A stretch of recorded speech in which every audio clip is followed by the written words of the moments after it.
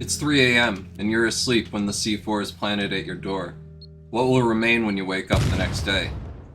Welcome to SCUM 101 Build a Bunker, where I will show you new tricks with the modular build system and design the most cost-effective base layout to give you the best chance at success. The house I picked to build around is located in Bravo 1 sector, and it is just north of the church in town. You're going to want to start by placing your flags so that we can start building. Put it anywhere, as we can always move it somewhere safer later. Now, move to the front of the house and start placing high wall door frames, starting at the farthest left window and moving right. Keep the doorways facing the entrance of the house and space them about a foot apart. You'll want to evenly space them in every window, as these door frames will act as barriers to prevent someone from climbing through a window. The first thing we are making here is what I like to call the Lockpicker's Nightmare, and I'll explain a little more on that soon. First, however, why did I pick this building? Well, it has 5 lockable doors that cannot be destroyed by players, forcing the need of a lockpicker, each room offering more security than the last, with the bathroom being the place where you would place most of your high-end equipment. It also naturally accommodates my Lockpicker Nightmare design I brought up earlier. The idea behind the Lockpicker's Nightmare is if someone decides to try to lockpick into your base while you are online, you can casually hold angles from anywhere inside your room and fire through the windows at enemies lockpicking in. You can implement this in any base design, and I strongly recommend using this method. A funny story is once my friend was the only one logged in and in base, and when a 14-man team tried to raid us on a very competitive server. They were lockpicking into our base and dragging a box with them full of their raid equipment. He defended the base for 4 hours alone, using the Lockpicker's Nightmare, until I could help. They had made it about 15 doors or so in, but we had like 100 doors at the time, before you got to the first box of loot that was ours. Well, as fate would have it, we secured a couple kills outside the base, and I moved into the outer doors with a couple gold locks and lock protection in hand, locking our outermost door. Well, he grabbed a nade and a bar of soap and tossed it in the Lockpicker's Nightmare, knowing that a mess was about to follow. Everyone inside the corridor was dead, leaving their box of screwdrivers and C4. I still talk to them this day, and we chuckle over his PTSD.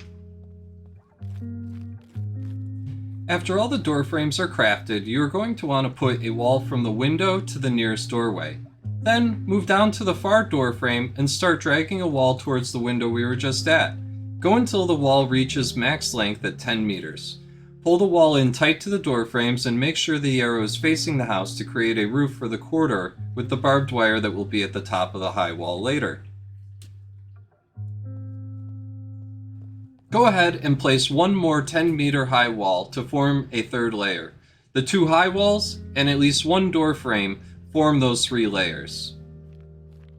Next, we are going to put up a wall as an end cap to the Lockpicker's Nightmare.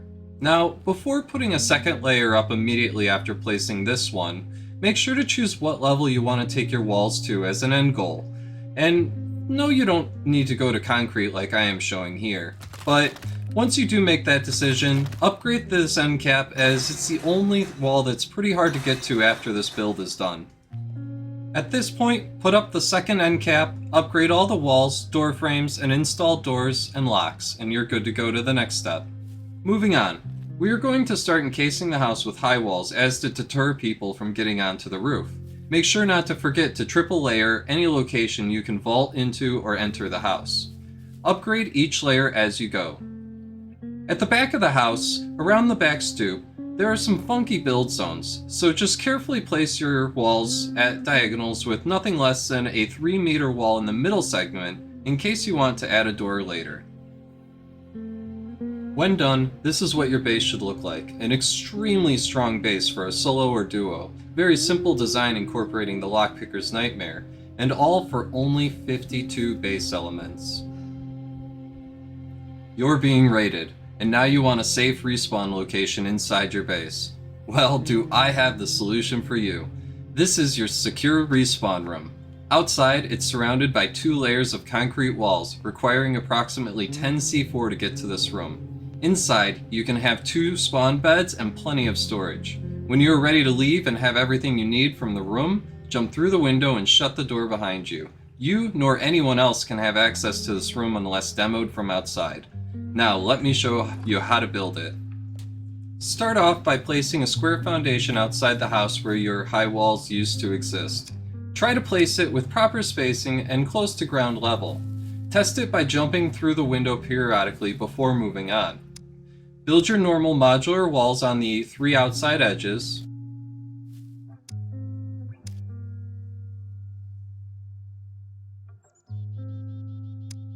A roof. And place your bed. Be sure to place enough storage in there and jump through the window one last time before we move on to the outside.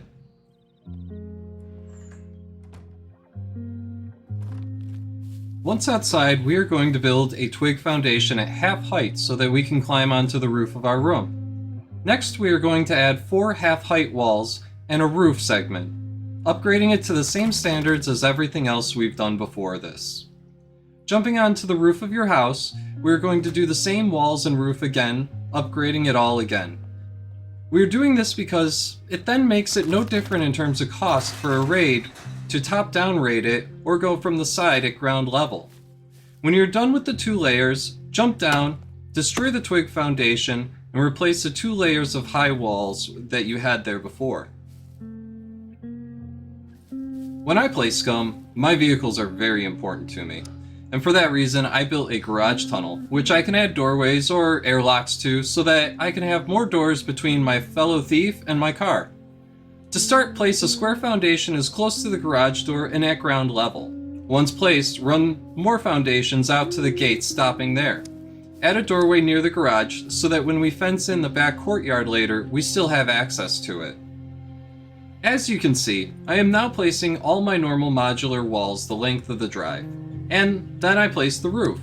When done upgrading everything, add a double door frame at the street, and this is what I would use inside the tunnel also for more security.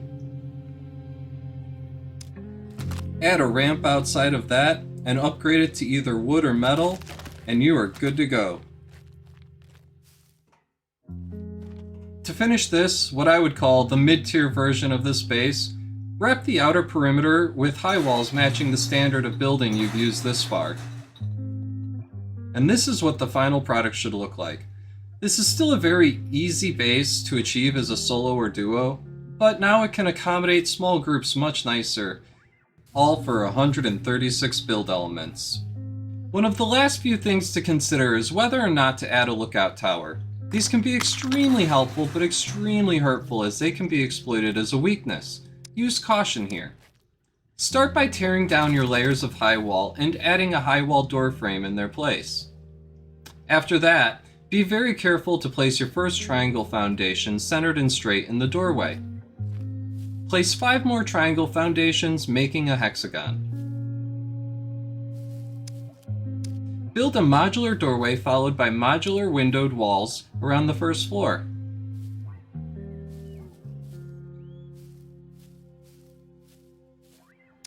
Now we are going to place a triangle roof to act as a ramp and 3 twig supports. Next, put a wall behind the ramp and a doorway in front as to seal off the floor. When done, this is what the first floor should look like. Here is the second floor, and here's the third floor when completed. From here, we're going to add half-height walls to the front and sides, and quarter-height walls in between those. Be sure to add nail traps when you're done, or some mines with some motion sensors on them in case somebody tries to parachute onto this. If you have made it this far, it wouldn't be a bad idea to add a standing area for someone to be when opening and shutting the door for a car. Go ahead and add this onto the base at this point.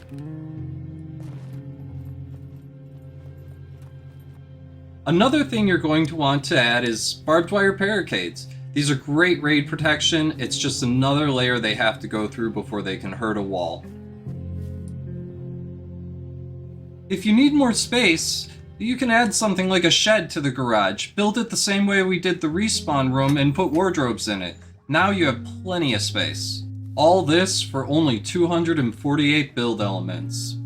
The last thing you are going to want to do is put mines and claymores throughout your base and at every entrance. This is overlooked far too often.